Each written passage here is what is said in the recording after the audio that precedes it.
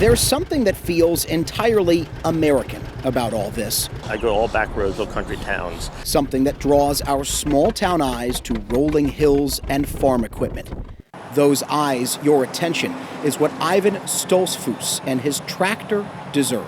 Any parking lot I pull in, gas stations where I pull in, it's nothing, has a number of veterans, policemen even come and just thank you. For 6 months, from Germantown, Maryland, through tiny towns like Dixon, Illinois, and cities like Billings, Montana, Ivan traveled our nation in the hot, cramped cab of a 1948 two-cylinder John Deere Model A. That shakes so hard it gave our camera a run for its money. The tractor brings the tension. It's a weird looking thing going down the road. And I always said the camper is our billboard. Yes, this billboard is raising money for wounded warriors and the organization Operation Second Chance.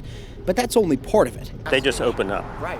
They just open up. There's so much pain out there among our veterans and policemen suffering with PTSD. In gas stations, campgrounds, and diners, wounded warriors see the tractor, its adornment of flags, and reach out about their post-traumatic stress, a pain left unspoken, sometimes for years. They're taught to hide their emotions, suck up and move on.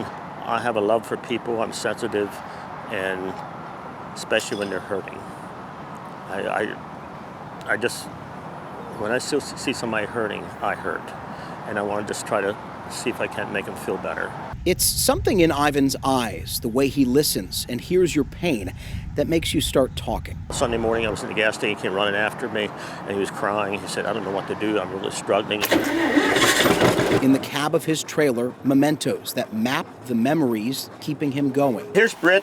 She was killed in Afghanistan. A reminder of a soldier's sacrifice thrust in Ivan's hand on an earlier trip when former U.S. Army Sergeant Jeremy Jackson, wounded in Iraq, flagged down the tractor. He said, I have a gift for you. He gives me a little box. I open it up, and it's his Purple Heart. I said, Jeremy, I can't take that. You earned that. With tears in his eyes, he said, please take that along. That's hanging in my cab. Ivan's journey ended Saturday, the last miles guarded by veterans on motorcycles. Jeremy, you got me this time. Among the crowd, Sergeant Jeremy Jackson, whose Purple Heart hung in Ivan's cab the whole 5,000 miles. I never open up to anybody, but to that man I have. So, something about Ivan. There is something about all of this. Thank you. A selflessness from a regular guy. Thank you for your prayers and your support. It was a great trip, but there were some trials. Not a veteran himself, but a grateful American and his tractor. There's a message on the front of this tractor that's so small you might not have noticed it, but it carried it through every state. A grateful nation thanks you for your service. Written for the men and women this tractor met along the way, but it also applies to its 72-year-old driver who has changed lives and been changed by this journey.